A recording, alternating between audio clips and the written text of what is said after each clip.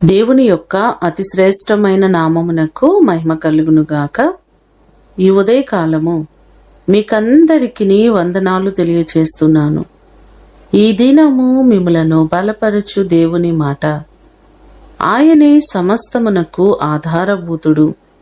కొలసీలకు రాసిన పత్రిక 1వ అధ్యాయము 17వ వచనం.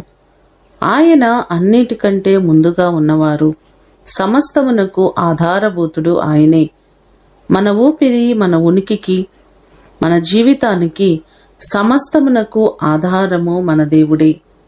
కీర్తనలు 22వ కీర్తన 10వ చరణంలో చూస్తే, గర్భవాసినైనది మొదలుకొని నాకు ఆధారము నీవే అనే మాటలు మనకు కనబడుతున్నాయి. మన జీవితానికి ఆధారభూతుడు ఆయనే. నిరంతరము మనలను నడిపించేవారు, మనకు సహాయము చేసే గొప్ప దేవుడు ఆయనే. సమస్తమునకు ఆధారభూతుడైన దేవుడు మీ జీవితాలలో ఉన్న ప్రతి సమస్యలను తొలగించి ఆయన మిమ్మును ఆశీర్వదించునుగాక. ప్రార్థన చేసుకుందాం. మమ్మలను మికిలిగా ప్రేమించిన మా ప్రియ పరలోకపు తండ్రి, మీ ప్రశస్తమైన పాదములకు వందనాలు ప్రభువా. సమస్తమునకు ఆధారము మీరే. మా జీవితానికి ఆధారభూతుడవు నీవే.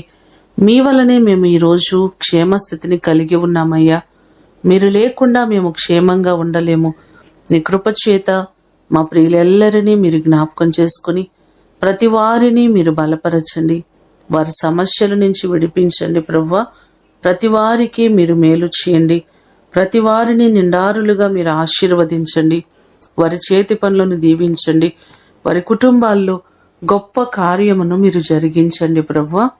ఈ దినము కొరకు వందనాలు, కృతజ్ఞతలు మీకు తెలియచేస్తూ యేసు అతి ఘనమైన నామమున అడిగి వేడుకొని పొందియున్నాము తండ్రి.